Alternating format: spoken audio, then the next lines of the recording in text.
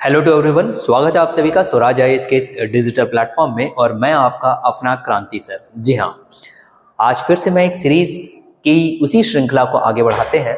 और सीरीज में जैसे कि बायोलॉजी ऑलरेडी आपके लिए स्टार्ट की जा चुकी है। कल मैंने बायोलॉजी का पहला चैप्टर अपलोड कर चुका हूँ, जिसमें कि उस चैप्टर में आपको कोशिका बताई गई है। कोशिका के अंतर्गत मैंने आपको प्लाज्मा झिल्ली के बारे में बताया हूँ, केंद्रक बताया हूँ, ठीक है। यहाँ तक कि उसमें एक और पॉइंट था जो कि कोशिका भित्ति।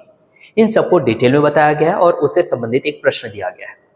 तो वैसे ही आज भी हम आगे बढ़ाते हैं हमारे इस बायोलॉजी में। और देखिए, बायोलॉजी जो है वो बहुत इंपॉर्टेंट है आपके आगामी परीक्षा को लेकर के, क्योंकि मैक्सिमम जो जनरल साइंस या सामान्य विज्ञान है उसके अंतर्गत बायोलॉजी का वेटेज ज्यादा होता है। तो चलिए आज हम क्या पढ़ेंगे, ये सबसे पहले स्टूडेंट्स के माइंड में एक क्वेश्चन रहता है।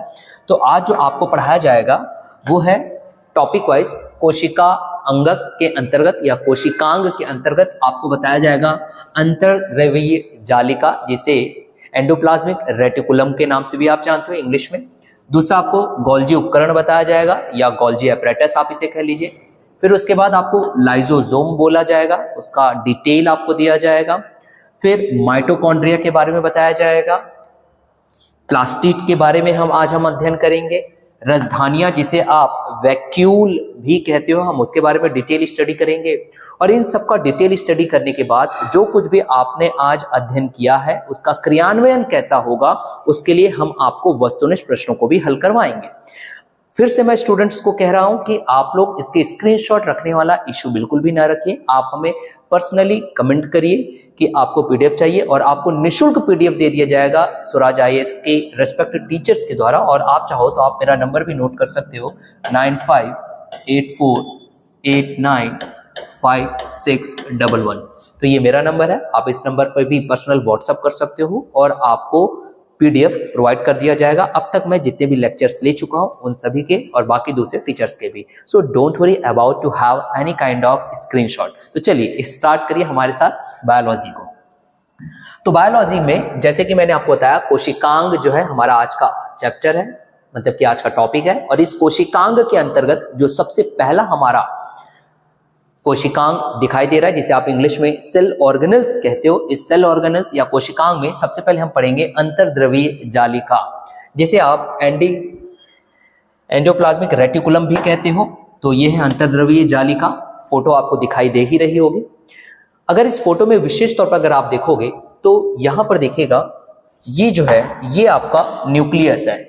न्यूक्लियस, ये जो पॉइंट है ये है आपका न्यूक्लियस, जिसे आप केंद्रक भी कहते हो। और एक केंद्रक के चारों ओर आप जानते हो केंद्रक भित्ति भी होती है। तो ये हमने केंद्रक भित्ति भी बना दिया, जो एक प्रकार की झिल्ली रहेगी, झिल्ली नुमा। और उसमें छोटे छोटे छिद्र होते हैं। यहाँ पे आपके पास छोटे छोटे छिद्र आपके पास दिखाई देते हैं। उसका कारण यह है ताकि पदार्थों का आदान प्रदान हो सके। किसमें? कोशिका द्रव्य के अंतर्गत जितने भी कोशिकांग में रहे उसमें जो जरूरत की चीजें होती है वहां पे पदार्थों का आदान प्रदान इसी छिद्रों के माध्यम से होता है। चलिए इतना तो आप समझ गए। अब जो अभी जो मैंने आपको टॉपिक बताया वो टॉपिक क्या है? ईआर, ठीक है, या फिर अंतर्द्रव्यीय जालिका, एंडोप्लाज्मिक रेटिकुलम। तो एंडोप्लाज्मिक रेटिकुलम क्या है, यहां पर फोटो से मैं आपको क्लियरली दिखा रहा हूं।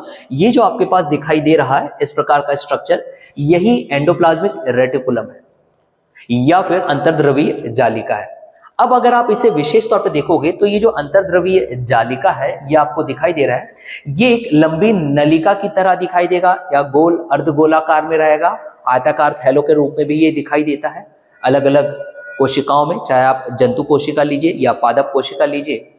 तो आप ये याद रखोगे कि ये एक प्रकार की थैले हैं या फिर पुटिकाएं हैं। इसे आप पुटिकाओं कहते हैं या थैले भी कह सकते हो। अब इस अंतर्द्रव्यीय जालिका की अगर बात की जाए तो ये दो प्रकार का होता है जो आपको फोटो में दिखाई दे रहा है। यहां देखिए, एक आपके पास इस प्रकार से अंतर्द्रव्यीय जालिका दिखाई दे रही होगी। ये जो मैं मैप में, माफ करिए, ये जो मैं एक हाईलाइट कर रहा हूं आप सभी के लिए, ये हाईलाइटेड पोर्शन है, यहां देखिएगा। और ये जो हाईलाइटेड पोर्शन है, अगर इसे आप विशेष तौर पर देखोगे तो यहां पर छोटे छोटे रफ पोर्स आपको दिखाई देंगे। रफ, ये रफ, इस तरीके से रफ पार्ट। ये जो रफ पार्ट वाला पार्ट है इसको खुरदरी अंतर्द्रवीय जालिका कहा जाता है। खुरदरी क्यों? क्योंकि ये पार्ट कैसा है? रफ है। ये जो यहाँ पे हाईलाइटेड कर रहा हूं मैं, ये पूरा पूरा कैसा है? ये रफ है। रफ क्यों है? क्योंकि इसमें राइबोसोम्स है। दूसरा, इसी अंतर्द्रवीय जालिका की अगर बात की जाए तो इसका दूसरा जो प्रकार होता है वो ये वाला, यहाँ पे जो आपके पास दिखाई दे रहा है, ये देखिए, इसे थोड़ा हाईलाइट में कर देता हूं, ये वाला पार्ट। ऐसे यहाँ पर और भी है। तो ये क्या? स्मूथ है, चिकना है। चिकना इसलिए क्योंकि इसमें राइबोसोम नहीं है, इसलिए आप इसे क्या कहोगे कि ये चिकनी अंतर्द्रवीय जालिका है। तो आपके पास एक फैक्ट भी तैयार हो गया कि अंतर्द्रवीय जालिका जो होती है वो कितने प्रकार की होती है? तो दो प्रकार की होती है। एक वो जो रफ या खुरदरी है और दूसरा स्मूथ। जो खुरदरी है, खुरदरी क्यों है? क्योंकि उसमें राइबोसोम मिलेगा। क्या मिलेगा आपको? यहाँ पर राइबोसोम मिलेगा। राइबोसोम क्या है उसके बारे में हम स्टडी करेंगे अभी। फिलहाल मैं इसे थोड़ा आगे बढ़ाता हूं ताकि आपको सारी चीज क्लियरली समझ में आ सके। देखिए, जैसे कि मैंने आपको बताया कि दो प्रकार आपके पास दिखाई देता है। दो प्रकार, एक है खुरदरी और दूसरा है स्मूथ। खुरदरी या फिर स्मूथ या चिकनी। तो जो आपके पास RER है, RER मतलब कि जो खुरदरा पार्ट है, यहां वाली जो बात चल रही है, यहां देखेंगे ये जो पार्ट है अंतर्द्रवीय जालिका जो कि कैसा है?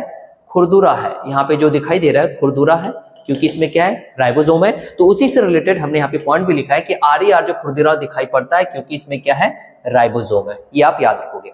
अब राइबोसोम का अपना एक महत्व है। राइबोसोम का क्या महत्व है? यहाँ पे जो एंडोप्लाज्मिक रेटिकुलम या फिर आपके पास अंतर्द्रवीय जालिका खुरदरी वाली दिख रही है जिसमें कि राइबोसोम है, वो राइबोसोम इसलिए इंपॉर्टेंट है क्योंकि यहाँ पर प्रोटीन का संश्लेषण होता है। ये आप याद रखोगे। किसका? प्रोटीन का संश्लेषण होता है। और इसी RER में जो प्रोटीन है वो आवश्यकता अनुसार इस एंडोप्लाज्मिक रेटिकुलम या फिर अंतर्द्रवीय जालिका के द्वारा कोशिका के अन्य भागों में भेजा जाता है ताकि उनकी आवश्यकताओं की पूर्ति हो सके। तो यहाँ पे फिर से आपके एक तथ्य बन गया कि ये जो आपके पास एंडोप्लाज्मिक रेटिकुलम या फिर अंतर्द्रवीय जालिका दिखाई दे रही, जो खुरदरी है, जिनकी प्रकृति वो खुरदरी क्यों है? पहला फैक्ट कि वो राइबोसोम है। दूसरा, राइबोसोम किस काम आता है यहाँ पर? तो यहाँ पे जितने भी ये खुरदरी पैकेट आपको दिखाई दे रही है वो राइबोसोम किस काम आ रहा है? तो राइबोसोम प्रोटीन बनाने के काम आ रहा है। और ये यहाँ पे जो प्रोटीन बन रहा है, इस प्रोटीन को कोशिका के बाकी अंगों में जरूरत के अनुसार भेज दिया जाता है अंतर्द्रवीय जालिका के मदद से। ये सारी चीजें यहाँ दी गई है, तो आप चिंता ना करो, आप बस हमारे लेक्चर्स को सुनिए और आपको PDF निःशुल्क भेज दिया जाएगा। तो ये तो हो गया एक बात। दूसरी बात आप देखेंगे तो यहीं पर ही आपके पास, यहाँ देखें, मैंने बताया एक चिकनी या फिर स्मूथ एंडोप्लाज्मिक रेटिकुलम है। चिकनी या स्मूथ एंडोप्लाज्मिक रेटिकुलम, जैसे कि ये है चिकनी या एंडोप्लाज्मिक रेटिकुलम, जो चिकनी है या स्मूथ है। तो ये चिकनी क्यों है? क्योंकि इसमें राइबोसोम नहीं है। अब अगर राइबोसोम नहीं है तो यहां पर क्या है? तो याद रखेंगे वसा या लिपिड, ये वर्ड आप याद रखोगे। वसा अथवा लिपिड अणुओं को बनाने में सहायता करती है, ठीक है। और जो कि वसा की अगर मैं बात करूं या लिपिड की अगर बात करूं, तो जो कोशिकीय क्रियाएं होती है, सेल की जो प्रोसेस होती है, इसमें इसका अपना एक महत्वपूर्ण भूमिका होती है। इसी में ही हमने देखा कि जैसे कि राइबोसोम से बनने वाला प्रोटीन, यहां ध्यान देंगे, राइबोसोम से बनने वाला क्या हमने देखा? प्रोटीन। और इस स्मूथ वाले पार्ट से बनते हुए हमने क्या देखा? तो यहां पर हमने देखा कि आपको यहां पे मिला क्या? लिपिड। तो ये जो लिपिड मिला है और यहां से जो प्रोटीन मिला है, इन्हीं से ही बनेगा प्लाज्मा झिल्ली। ये भी आप याद रखोगे। प्लाज्मा झिल्ली क्या था? हमने देखा था जो आपके पास एक इस तरीके से कोशिका होती थी, उस कोशिका को जो चारों तरफ से घिरे हुए थे, जिसके अंदर यहाँ पे कोशिका द्रव्य पाया हुआ था, तो ये जो झिल्ली थी वो प्लाज्मा झिल्ली थी। ये हमने देखा था। और प्लाज्मा झिल्ली कैसे होती है? वर्णात्मक पारगम्य में होती है, जो कि अपने से कुछ सिलेक्टिव चीजों का आदान प्रदान करती है, जैसे कि कार्बन डाइऑक्साइड, ऑक्सीजन या जल। तो उसका निर्माण किसकी बदौलत हो रहा है? भाई प्रोटीन और लिपिड से हो रहा है। प्रोटीन किस में बन रहा है? तो ये खुरदुरी अंतर्द्रवीय जालिका में। और लिपिड किस में बन रहा है? तो चिकनी अंतर्द्रवीय जालिका में। अंतर्द्रवीय जालिका में बनने वाला प्रोटीन कोशिका के बाकी अंगों में भेजा जाता है आवश्यकता अनुसार। तो देखिए कितना महत्वपूर्ण है। क्लियर हुआ ये चीज? और ऐसी प्रक्रिया जिसके चलते यहां पर देखेंगे कोशिका की जो हम ये जो झिल्ली, प्लाज्मा झिल्ली जो हम निर्माण किए हैं इस प्रोटीन और इस लिपिड के चलते तो ऐसी झिल्ली को जीवात जनन कहते हैं, ये आप याद रखोगे। जिस प्रक्रिया से उस झिल्ली का निर्माण हुआ उसे क्या कहते हैं, ये महत्वपूर्ण है जो आपको याद रखना है, जीवात जनन। जीवात जनन कहते हैं, ये काफी महत्वपूर्ण है, ये प्रोसेस है। ये कुछ फैक्ट आपको पता चल गई।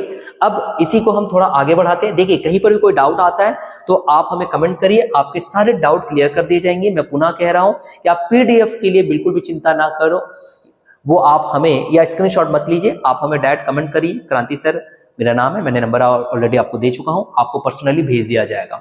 चलिए अब जो सेकंड जो हमारे पास आता है जिस प्रकार से यहाँ पे दिया गया वो है गोल्जी बॉडी या गोल्जी एपरेटस या गोल्जी उपकरण। अब गोल्जी बॉडी या गोल्जी उपकरण क्या होता है इसको हम समझते हैं। जैसे कि मैंने अभी आपको बताया था कि ये कोशिकांग है।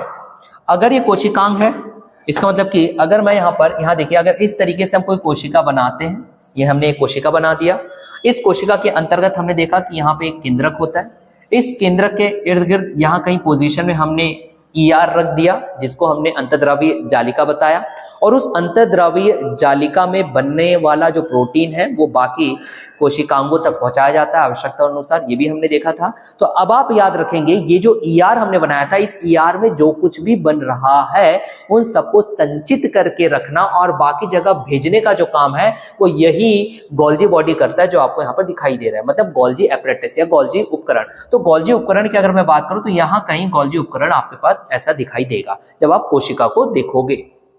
क्लियर हुआ। अब इसी गोल्जी एपरेटस से संबंधित हमने क्या क्या बताया भाई। सबसे पहले तो आपको कुछ चीजें जाननी होगी, वो ये है फैक्ट को लेकर के। फैक्ट कि गोल्जी एपरेटस या गोल्जी बॉडी की खोज किसने की, तो आप याद रखना कैमिलो गोल्जी नामक आपके पास यहाँ पर एक साइंटिस्ट का नाम यहाँ आएगा जिन्होंने इसकी खोज की। पहली चीज आप ये क्लियर रखोगे। दूसरी अगर बात आती है कि इसका मुख्य कार्य क्या है, तो मैंने जैसे बताया कि एंडोप्लाज्मिक रेटिकुलम या फिर अंतर्द्रव्यीय जालिका है, उसमें जो कुछ भी निर्मित हो रहा है उसको गोल्जी उपकरण में क्या किया जाएगा, स्टोर किया जाएगा। स्टोर करने के बाद उसे विभिन्न क्षेत्रों में भेज दिया जाएगा, तो इसका प्रमुख कार्य है। क्लियर हुआ। अब जो काफी महत्वपूर्ण है वो ये है कि ये जो गोल्जी एपरेटस या गोल्जी बॉडी जो हमने यहाँ पर जो बना रखा है इसके अंतर्गत ही बनाया जाता है लाइजोसोम। ये काफी महत्वपूर्ण है। लाइजोसोम क्या है हम थोड़ी देर बाद समझेंगे, फिलहाल आप इस तथ्य को याद रखोगे कि इसमें क्या बनाया जाता है, लाइजोसोम बनता है। क्लियर हुआ ये बात। चलिए अब इसी चीज को हम आगे बढ़ाते हैं और कौन कौन से कोशिकांग है। तो अब बात आती है, हमने पढ़ लिया अंतर्द्रव्यीय जालिका जिसमें हमने प्रोटीन बनाया और साथ ही साथ लिपिड बनाया।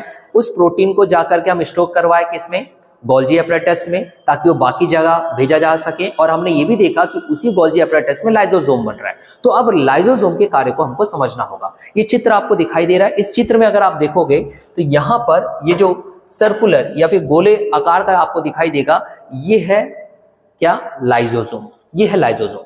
अब लाइजोसोम का क्या महत्व है मुझे समझेंगे। जब हम लाइजोसोम की अगर बात करते हैं तो पहले तो आप ये याद रखिएगा कि एक झिल्ली से घिरी हुई एक संरचना है, और ये संरचना का महत्व क्या है। हम महत्व की अगर बात करें, इसका महत्व यह है कि यहाँ पर हमें एक एंजाइम मिलता है, ये काफी महत्वपूर्ण है, इसे समझिएगा। एंजाइम, और वो जो एंजाइम है उसका अपना क्या महत्व है, तो ये पाचन क्रिया के काम आता है। देखिए सारा चीज मैं लिंक करके बता रहा हूं ताकि आपको जरा भी तकलीफ ना हो आपके आने वाले एग्जाम में। क्या बताया गया है आपको, अंतर्द्रव्यीय जालिका जिसमें हमने प्रोटीन बनाया, हमने लिपिड बनाया, उसी प्रोटीन और लिपिड से आपने क्या बना दिया, तो प्लाज्मा झिल्ली आपने बना दिया। उसी प्रोटीन को आप बाकी कोशिकाओं में भेजना चाहते हो तो आपने एक और एपरेटस पढ़ लिया जिसको गोल्जी एपरेटस बोले। गोल्जी एपरेटस में आपने क्या बना दिया, लाइजोसोम बना दिया। अब लाइजोसोम की मैं बात कर रहा हूं कि यहां पर आपके पास झिल्ली इससे घिरी हुई एक संरचना दिखाई दे रही है जिसके अंतर्गत एंजाइम है। और एंजाइम को भी अगर मान लीजिए अगर आपके पास किसी एग्जाम में पूछ दे कि भाई ये एंजाइम जो है ये एक्चुअली बनता कहां पे है, तो याद रखिएगा यहाँ देखिए ये जो अंतर्द्रव्यीय जालिका है, ये जो अंतर्द्रव्यीय जालिका जो आपके पास यहाँ पे दिखाई दे रही है, जो कि कैसी है, रफ है या फिर कैसी है, ये खुरदुरी है। क्यों, क्योंकि इस पे राइबोसोम था। तो यहीं पर ही एंजाइम का निर्माण होता है, वही एंजाइम आपको इस लाइजोसोम के अंदर मिलता है। ये काफी महत्वपूर्ण तथ्य है जो कि आप याद रखोगे, ये आप याद रखिएगा। क्लियर हुआ। अब हो सकता है कि आपसे पूछे भाई लाइसोसोम का कार्य क्या है। अब यहाँ पर लाइसोसोम में एंजाइम पाया जा रहा है जो कि कहाँ बन रहा है, एंडोप्लाज्मिक रेटिकुलम या फिर अंतर्द्रव्यीय जालिका की खुरदुरी वाले क्षेत्र में बन रहा है। तो ये जो एंजाइम है ये पाचन क्रिया का कार्य करेंगे, ये भी काफी महत्वपूर्ण है, आपको याद रखना है। ये क्या करेगा, पाचन। तो क्या करेगा, कोशिका में जो अपशिष्ट चीजें हैं उसको पचाने का कार्य करेगा कौन, ये लाइसोसोम के अंतर्गत जो आपको क्या मिल रहा है, एंजाइम मिल रहा है। इसे समझिए, मतलब कि जो भी चीजें बाहर से आ रही है, जैसे कि उदाहरण के तौर पर आप बैक्टीरिया ही ले लीजिए, तो बैक्टीरिया हो गया या फिर भोजन हो गया या फिर ऐसे अंग जो कि अब कार्य नहीं कर रहे हैं, पुराने अंग, उनको भी लाइसोसोम में वो चले जाते हैं और वो उनको पचा देता है। आप ये याद रखोगे, छोटे छोटे टुकड़ों में परिवर्तित करके। काफी महत्वपूर्ण है ये लाइसोसोम। इसी लाइसोसोम की अगर हम और अगर चर्चा करें तो इसे देखिएगा, अगर इसे और चर्चा करें तो लाइसोसोम से महत्वपूर्ण बात हमें यह भी पता चलती है, जैसे कि आप जानते हो किसी भी कोशिका को चलाए रखने के लिए उसका उपापचय क्रिया जो है वो बेहतर होना चाहिए, जिसे आप कहते हो मेटाबॉलिज्म एक्टिविटी। मान लीजिए अगर आपके मेटाबॉलिज्म एक्टिविटी जो कि जीवित रहने के लिए काफी महत्वपूर्ण है, अगर उसमें किसी प्रकार की कोई खराबी आ जाती है तो उसे हम कहते हैं कोशिकीय चयापचय होना, या मेटाबॉलिज्म एक्टिविटी जो है वो बेहतर नहीं हो पा रही है, उपापचय प्रक्रिया जो वो बेहतर नहीं हो पा रही है, तो इसके जो खुद के जो अंग है उस कोशिका के अंतर्गत वो खराब होते जाएंगे, मतलब कि एक मृत की स्थिति में आएंगे। जब वो मृत की स्थिति में आएंगे तो अब इस लाइसोसोम का एक महत्वपूर्ण रोल होता है, इसे आप समझेंगे, एक महत्वपूर्ण रोल। वो महत्वपूर्ण रोल क्या होगा कि अगर किसी प्रकार का ऐसी स्थिति उत्पन्न हो जाती है कि इसके जो कोशिकांग है, इस कोशिका द्रव्य में वो कहीं ना कहीं खत्म होते जा रहे हैं क्योंकि मेटाबॉलिज्म एक्टिविटी बेहतर नहीं हो रही है, तो मृत हो गए। मृत होने के कारण अब क्या करेगा, ये जो लाइसोसोम है वो लाइसोसोम में ऑलरेडी क्या होता है, एंजाइम होते हैं, वो फट पड़ेगा। ये जो लाइसोसोम है ये फट पड़ेगा, यहां देखिए ये लाइसोसोम फट जाएगा तो इससे क्या निकलेगा, इससे निकलेगा एंजाइम, और इससे जो एंजाइम निकल रहा है वो एंजाइम क्या करेगा, ऐसे कोशिकांग जो अब पूरी तरीके से खराब हो गए वो इन सब को क्या कर देगा, खा लेगा, पचा लेगा। इसलिए कहा जाता है लाइसोसोम के लिए एक महत्वपूर्ण वर्ड, या फिर आपके आगामी परीक्षा में कभी पूछ दे कि आत्मघाती थैली किसे कहा जाता है, वह कौन सा कोशिकांग है जिसे आत्मघाती थैली कहते हैं, तो वो लाइसोसोम ही है। कारण मैंने बताया इसमें एंजाइम होते हैं, अगर किसी प्रकार के मेटाबॉलिज्म एक्टिविटी नहीं वर्क कर रही होती है तो बाकी जो अंग है वो मृत घोषित हो जा रहे हैं, और उनको देख करके जो लाइसोसोम है ऑलरेडी फट पड़ेगा, उससे एंजाइम निकलेगा और वो उसको खुद ब खुद खत्म कर देगा। ये इसकी क्रिया होती है जो आपको जानना है। ठीक है, I think it's clear to you. चलिए आगे बढ़ते हैं हम, और पुनः कह रहा हूं स्क्रीनशॉट वाला आप बिल्कुल भी खुद में दिमाग में ना रखिए, आपको पीडीएफ निःशुल्क दे दिया जाएगा, आप बस हमें कमेंट करिए। और भाई आप सभी से मेरा एक और निवेदन भी है कि अगर मैं आपको बेहतर पढ़ा रहा हूं तो आप कमेंट करके जरूर बोलिए कि हाँ सर बेहतर पढ़ा रहे हो, इससे क्या मोटिवेशन मिलता है, और आपके दिए हुए मोटिवेशन से ही हम जैसे जो शिक्षक है, चाहे वो किसी भी आदरणीय या कोचिंग संस्थान से हो, उनका मनोबल बढ़ता है और वो आप लोगों के लिए बेहतर से बेहतर कार्य करते हैं। तो आप भी मुझे कमेंट करके जरूर बताइएगा कि आपको आखिरकार ये लेक्चर सीरीज कैसा लगता है। तो चलिए फिलहाल हम आगे बढ़ते हैं हमारे अगले कोशिकांग की ओर, वो है माइटोकॉन्ड्रिया। अब माइटोकॉन्ड्रिया की अगर बात करें तो माइटोकॉन्ड्रिया यहाँ पर आपके पास एक पिक्चर फॉर्मेट में दिखाई दे रहा है। माइटोकॉन्ड्रिया से सबसे पहला जो तथ्य आपको याद रखना है वो ये है कि माइटोकॉन्ड्रिया को कहा जाता है powerhouse of the cell, या फिर कोशिका का बिजली घर। ये आप याद रखोगे, अगर कभी ऐसा पूछ दे कि कोशिका का बिजली घर या फिर powerhouse of the cell किसे कहा जाता है, तो माइटोकॉन्ड्रिया को। क्यों कहा जाता है भाई, सस्पेंस है, सस्पेंस भी आपका क्लियर किया जाएगा, चिंता ना करिए। बिजली घर तो हमने बता दिया। अब जब इसी माइटोकॉन्ड्रिया के संरचनात्मक स्थिति को हम देखें तो इसमें दोहरी झिल्ली हमें दिखाई देती है। दोहरी झिल्ली ये है आपके पास माइटोकॉन्ड्रिया। यहां देखिए ये जो है, ये है आपकी जो फोटो बनी हुई है, ये है माइटोकॉन्ड्रिया, ये दोहरी झिल्ली से बनी हुई है। अगर हम इसकी बाहरी झिल्ली की बात करें तो बाहरी झिल्ली में आपके पास इस तरीके से छिद्र दिखाई देंगे। ये बाहरी झिल्ली मान के चलिए, यहां पर आपके पास इस तरीके से कुछ छिद्र दिखाई देते हैं। और जो भीतरी झिल्ली होती है वो किस प्रकार से, तो यहाँ पे देखो ऐसा आपके पास मुड़ा हुआ भी दिखाई दे रहा है, यहाँ देखिएगा, इसे आप बेहतर समझ पाओगे। यहाँ देखिए ये इस तरीके से मुड़ा हुआ भी है, या फिर आप उसे कह सकते हो वलित है। यहाँ देखिए वलित भी है, तो एक बाहरी झिल्ली हो गई, एक आंतरिक झिल्ली हो गई। आंतरिक झिल्ली हम देख रहे हैं तो वलित है, मुड़ा हुआ है, और बाहरी झिल्ली जो है वो छिद्रित है। तो ये छिद्रित होना, वलित होना का अपना क्या महत्व है, इसका अपना यह महत्व है कि इसी माइटोकॉन्ड्रिया में जिसका निर्माण होता है हम उसे एटीपी कहते हैं। ये काफी महत्वपूर्ण है, ये बात आप याद रखोगे। मतलब एडिनो ट्राइफॉस्फेट का यहाँ पर निर्माण होता है, एडेनोसिन ट्राइफॉस्फेट। और ये जो एडेनोसिन ट्राइफॉस्फेट है, यही जो है इस पूरी कोशिका को, अगर मैं यहाँ पे एक कोशिका बना दूं, ये है इसका केंद्रक, और यहाँ पर अगर हम इस तरीके का माइटोकॉन्ड्रिया अगर बना देते हैं, तो इस माइटोकॉन्ड्रिया से बनने वाली जो ऊर्जा होती है, इसी का इस्तेमाल पूरी पूरी कोशिका करेगी। तो ऊर्जा बना किससे? उस एटीपी से बना जो इसकी इस संरचनात्मक झिल्ली में निर्माण हो रहा है। और एटीपी का फुल फॉर्म आपसे पूछ सकता है, तो एटीपी का अगर फुल फॉर्म पूछेगा तो आप याद रखोगे एडिनोसिन ट्राइफॉस्फेट। क्लियर हो गई चीज। अब हम थोड़ा आगे बढ़ते हैं, तो देखिए माइटोकॉन्ड्रिया में एक और विशेष बात है कि इसका अपना डीएनए और राइबोसोम होता है। इसका अपना क्या रहेगा? डीएनए और राइबोसोम। और डीएनए आप स्वयं जानते हो, मैंने इससे पूर्व ही बताया था, डीएनए यदि है तो वो क्या करेगा? आने वाली संतति में कुछ सूचनाएं ले जाता है आनुवांशिक तौर पर, ये भी आप समझते हो। तो इस माइटोकॉन्ड्रिया का अपना खुद का डीएनए है, इसका अपना खुद का राइबोसोम है। राइबोसोम देखिए मैंने अभी आपको बताया था, जब हम एंडोप्लाज्मिक रेटिकुलम बता रहे थे, तो उसमें राइबोसोम खुरदुरी वाले क्षेत्र में मिला था, हमने देखा था राइबोसोम, ठीक है। तो यही वैसा ही राइबोसोम इसमें भी पाया जाता है। अब अगर हम इस माइटोकॉन्ड्रिया की बात करें, तो आप ये भी याद रखिएगा, इस माइटोकॉन्ड्रिया में प्रोटीन का भी निर्माण होता है। क्यों प्रोटीन का निर्माण हो रहा है? क्योंकि आपने यहाँ पे क्या रखा भाई? आप ही बताइए ना, क्या रखा भाई? राइबोसोम रखा।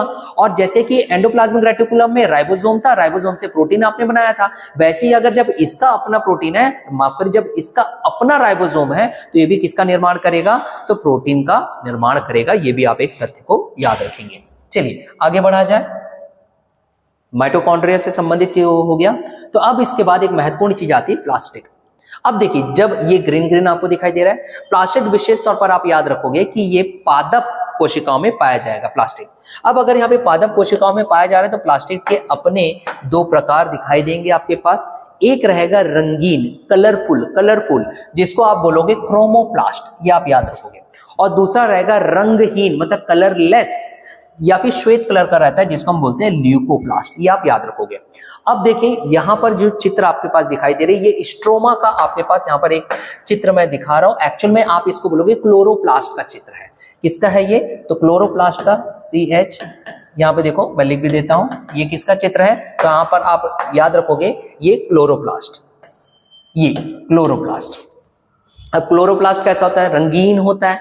यहां तक कि इसमें कुछ ऐसे भी वर्णक होते हैं जो इसको पीले और नारंगी रंग में भी दिखाई देते हैं, तो ये भी याद रखना, पीले और नारंगी वर्णक भी इसमें होते हैं, ठीक। अब क्लोरोप्लास्ट को अगर विशेष तौर पर अगर मैं बात करूं, तो इसकी भीतरी संरचना की अगर बात की जाए, तो इसमें देखिएगा इसमें बहुत सी झिल्ली आपको दिखाई दे रहे होंगे, और ये बहुत सारी जो झिल्ली है परत दर परत है, जिसको हम स्ट्रोमा कहते हैं। तो ये वाला जो पार्ट है, यहां पर ये जो दिखाई दे रहा है, ये आपके पास स्ट्रोमा दिखाई दे रहा है, स्ट्रोमा, इसे आप याद रखोगे। क्लियर हुआ? और इसी स्ट्रोमा में ही आपको यहां पर ही क्लोरोफिल मिलेगा, जो कि ग्रीन पिगमेंट्स होते हैं, हरा वर्णक होते हैं, जिसके कारण हरे रंग की दिखाई दे रही है ओवरऑल क्लोरोप्लास्ट का, अगर मैं स्ट्रक्चर की बात कर रहा हूं। और जो क्लोरोफिल होता है, आप जानते हो, सूर्य की उपस्थिति में सूर्य की किरणों का उपयोग करके क्या करेगा? तो आप जानते हो वो फोटोसिंथेसिस या प्रकाश संश्लेषण का कार्य करता है, ठीक है। तो प्रकाश संश्लेषण का जो कार्य है वो इसी क्लोरोफिल की मदद से यहाँ पर आपके पास दिखाई दे रहा है। और वो क्लोरोफिल किसमें है? तो इसी क्लोरोप्लास्ट के अंतर्गत है। और वहीं पर आपके पास जो झिल्ली नुमा परत जो दिखाई दे रही है, वो कुछ और नहीं बल्कि स्ट्रोमा है, ये आप याद रखोगे। अब दूसरा जो प्लास्टिड से संबंधित आपको बताया गया कि भाई एक होता है श्वेत रंग का या रंगहीन या कलरलेस, तो होता है ल्यूकोप्लास्ट। अब ल्यूकोप्लास्ट में क्या है? अगर कभी ऐसा प्रश्न कर दे भाई, ल्यूकोप्लास्ट का भी तो अपना एक महत्वपूर्ण हो क्रिया होगी, तो आप याद रखोगे उसमें क्या पाया जाएगा? स्टार्च, तेल तथा प्रोटीन। और प्रोटीन को तो जैसे कि आपको बताया गया है कि जो कोशिकांग होते हैं उनमें प्रोटीन की अपनी आवश्यकता होती है, ताकि वहां पर एक ऊर्जा का भी प्रवाह हो सके। तो ये आपके पास प्रोटीन भी रखता है, कौन? ल्यूकोप्लास्ट। ये भी आप याद रखोगे। चीजें क्लियर हो गई आपको? चलिए थोड़ा सा हम लेक्चर को आगे बढ़ाते हैं। एक और बात इसी प्लास्टिड से, वो ये है कि प्लास्टिड के अंतर्गत भी अपना खुद का डीएनए और राइबोसोम होता है, ये आप याद रखोगे। देखिए राइबोसोम हमने एंडोप्लाज्मिक रेटिकुलम या फिर अंतर्द्रव्यीय जालिका में भी बताया, जो कि खुरदुरी थी। हमने राइबोसोम इससे पूर्व थोड़ा देर पहले पढ़ा, किसमें पढ़ा? तो हमने पढ़ा माइटोकॉन्ड्रिया में, जिसको powerhouse of the cell कहते हैं। और जहां जहां राइबोसोम मिला वहां प्रोटीन का निर्माण हुआ। अब यहाँ देखिए, यहाँ पर भी बोला जा रहा है कि प्लास्टिड में अपना राइबोसोम होता है, अपना डीएनए होता है। जब यहाँ पे अपना राइबोसोम है तो यहाँ पे भी किसका निर्माण होगा? प्रोटीन का होगा। इसलिए तो अभी थोड़ा देर पहले आपको बताया गया कि जो ल्यूकोप्लास्ट है उसमें आपके पास प्रोटीन जैसे पदार्थ संचित होते हैं। ये चीजें आप समझ में रखिएगा ताकि आगामी परीक्षा में किसी प्रकार से अगर घुमावदार प्रश्न आ जाए तो आप उसे आसानी से बना सको। और हाँ भाई, फिर से मैं कह रहा हूं, कमेंट करके जरूर बताइएगा कि आपको मेरे लेक्चर्स कैसे लगते हैं जो यहाँ पर आपको स्वराज आईएएस के द्वारा दिया जा रहा है। चलिए नेक्स्ट जो है लास्ट कोशिकांग वो है रजधानिया, जिसको आप अंग्रेजी में वैक्यूल कहते हो। अब देखिए जो ये वैक्यूल होता है, यहाँ पर देखिए मैं पहले इसको चित्रात्मक तौर पर आपको बता देता हूं। यहाँ देखेंगे ये है वैक्यूल, ये वाला जो पार्ट आपको दिखाई दे रहा है ये है वैक्यूल या फिर रजधानिया। जंतु कोशिका को अगर आप लोगे तो वहां पे जो वैक्यूल है थोड़ा छोटा दिखाई देगा, जबकि आप पादप कोशिका को लोगे तो बहुत बड़ा 50 to 80% कवर कर देता है पादप कोशिका में ये वैक्यूल या रजधानिया। तो इसका अपना क्या महत्व है भाई, ये आपको जाना पड़ेगा। अब देखिए यहाँ पे जो वैक्यूल या रजधानिया दिख रहा है, इसका अपना महत्व ये है कि रजधानियों में जो कोशिका द्रव्य होता है ये इसमें भरा रहेगा। पहली चीज आप ये याद रखोगे, कोशिका द्रव्य कोशिका के अंतर्गत पाया जाता है जो प्लाज्मा झिल्ली से कवर किया जाता है। कोशिका द्रव्य भरा रहेगा जो कि इस पूरे पादप कोशिका को क्या देगा? एक कठोरता प्रदान करेगा। ये आप याद रखोगे। ठीक है, क्या कहा मैंने? यहां देखिए आपको ये कहा गया कि जो रजधानिया है वो रजधानिया क्या होगी? रजधानिया जो है वो छोटी होती है किसमें? जंतु कोशिका में, जबकि पादप कोशिका में क्या होगी? बड़ी होगी। ये मैंने एक पॉइंट बताया। दूसरा पॉइंट हमने क्या पढ़ा कि जो पादप कोशिकाओं की रजधानिया है उसमें क्या होगा? कोशिका द्रव्य भरा होता है। कोशिका द्रव्य भरा होता है तो वो क्या देगा? कोशिका को कठोरता प्रदान करेगा। ये चीजें आपको क्लियर हो गई। अब देखा जाए तो इस वैक्यूल के अंतर्गत कुछ अन्य महत्वपूर्ण पदार्थ भी होते हैं, जैसे कि वो आप याद रखोगे क्योंकि जब हम वस्तुनिष्ठ प्रश्नों की तैयारी कर रहे होते हैं तो वहां पर ऑब्जेक्टिव फॉर्मेट में 1, 2, 3 में दे सकता है कि दिए गए विकल्पों में से और कौन कौन से महत्वपूर्ण पदार्थ इस वैक्यूल में पाए जाते हैं रजधानियों में। तो आप याद रखिएगा अमीनो अम्ल, शर्करा और कुछ कार्बनिक अम्ल भी होते हैं, साथ ही साथ कुछ प्रोटीन रजधानी में स्थित होते हैं। देखिए बार बार प्रोटीन चीज आ रही है, आप याद रखोगे। और इसी वैक्यूल का अपना एक महत्व है अगर आप अमीबा को ले। क्यों? क्योंकि अमीबा में जो खाद्य राजधानी होती है वो उसे खाद्य राजधानी में खाद्य पदार्थ को लेकर के इसका अपना महत्वपूर्ण होता है। क्योंकि अगर आप जानोगे तो अमीबा कैसा है? एक कोशिकीय जीव है। अब एक कोशिकीय जीव होने की वजह से अगर अमीबा का मैं डायग्राम बनाऊं, मान लीजिए इस तरीके का आपके पास अमीबा मिल रहा है, वो एक कोशिकीय जीव है। तो ये क्या करेगा? भोजन को अंदर क्यों लेगा? खाएगा, फिर उसी का अपशिष्ट पदार्थ जो बाहर निकाल दिया जाता है। ठीक, ये आप याद रखोगे। तो ये अमीबा में भी काफी महत्वपूर्ण रोल निभाता है। कौन? रजधानिया। अब इस रजधानिया से संबंधित अगर कुछ और बात करें तो आप ये भी याद रखिएगा कि ये ना सिर्फ भोजन से संबंधित बल्कि जैसे कि मैंने बताया कि अपशिष्ट पदार्थों को भी शरीर से बाहर निकालने की एक महत्वपूर्ण भूमिका यही रजधानी करता है। तो ये जो था ये था आपका कोशिकांग से संबंधित। आपको सारे डिटेल लेक्चर दे दिए गए हैं। अब इस डिटेल लेक्चर के बाद विद्यार्थियों को जो प्रॉब्लम आता है वो ये, सर मैंने पढ़ तो सब लिया हूं पर मुझे समझ में नहीं आ रहा है सर कि क्वेश्चन कैसा पूछेगा। सर मुझे यही नहीं मालूम सर कि मैं याद किया हूं वो अभी भी मेरे मस्तिष्क में है या नहीं है। तो उसके लिए बेहतर तरीका होता है कि आप वस्तुनिष्ठ प्रश्नों को हल करो। तो चलिए देर किस बात की, हम भी अपने आज के पढ़े हुए चीजों को क्रियान्वयन करते हैं, मतलब वस्तुनिष्ठ प्रश्नों को हल करते हैं। अब देखिए आपके पास दिया गया है पहला प्रश्न, क्योंकि मैं डिटेल में ऑलरेडी बता चुका हूं तो अब इन विकल्पों को मैं ज्यादा डिटेल नहीं करूंगा, मैं आपको सीधा स्ट्रेट फॉरवर्ड आंसर दूंगा। पहला प्रश्न आपके सामने है, देखिए पहला प्रश्न क्या कह रहा है।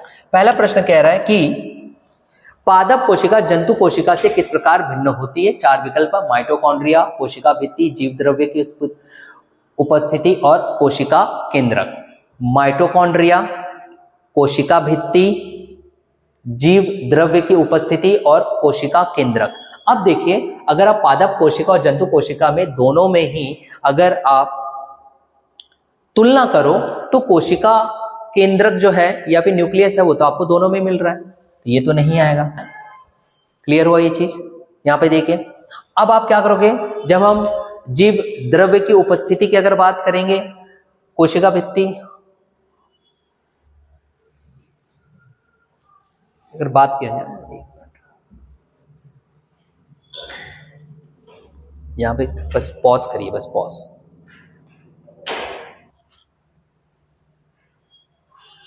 तो चलिए, अब हमने अभी तक जो कुछ भी पढ़ा है अब हम उसका क्रियान्वयन करेंगे, क्योंकि जो बहुत से विद्यार्थी होते हैं उनका पहला प्रश्न ये रहता है कि सर मैंने याद तो सब कुछ कर लिया परंतु मुझे ना ये नहीं पता कि प्रश्न कैसे पूछे जाएंगे। बस आपके इसी प्रश्न का उत्तर देने के लिए हम एक डिटेल लेक्चर के बाद ले आते हैं वस्तुनिष्ठ प्रश्न। तो चलिए अब बारी है वस्तुनिष्ठ प्रश्न की।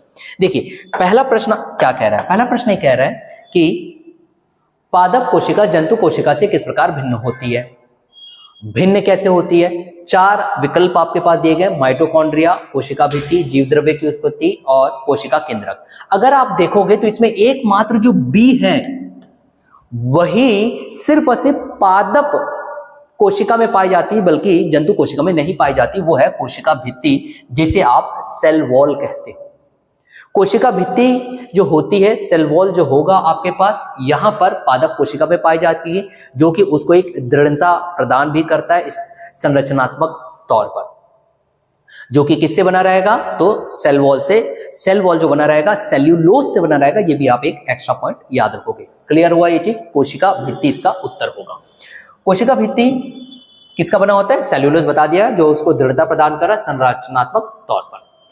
द्वितीय प्रश्न की ओर बढ़े तो यहाँ पे कह रहा है प्रोटीन संश्लेषण में निम्न कोशिकांगों में से किनकी भूमिका सबसे अधिक महत्वपूर्ण होती है। 4 विकल्प आपके पास दिए गए। पहला दे रहा है लाइजोसोम और सेंट्रोसोम, बी बोल रहा है अंतःद्रावीय जालिका और राइबोसोम, सी बोल रहा है गोल्जी उपकरण और माइटोकॉन्ड्रिया, डी बोल रहा है लाइजोसोम और माइटोकॉन्ड्रिया। अब देखिए, अभी जैसे कि मैंने आपको बताया कि अंतःद्रवीय जालिका जो होती है या फिर एंडोप्लाज्मिक रेटिकुलम होता है, उसमें खुरदुरा वाला भी होता है, और जो खुरदुरा वाला होता है रफ, उसमें आपको राइबोसोम मिलते हैं, और वो जो राइबोसोम है वो प्रोटीन का निर्माण करता है, और इसलिए आप किस विकल्प के साथ जाओगे, तो बी विकल्प के साथ जाओगे। बाकी जो डिटेल है वो मैंने आपको ऑलरेडी दे रखा हूं। क्लियर हुआ। नेक्स्ट हम हमारे अगले क्वेश्चन की ओर बढ़ते हैं। तो अगला क्वेश्चन हमारा क्या कहता है, प्रश्न क्रमांक 3, जीवों में अनुवांशिक लक्षण संतान में ले जाए जाते हैं। 4 विकल्प आपके पास दिए गए हैं, 4 विकल्प देखते हैं कौन कौन सा। पहला बोला राइबोसोम द्वारा, बी क्रोमोसोम द्वारा, सी प्लाज्मा द्वारा और डी लाइसोसोम द्वारा।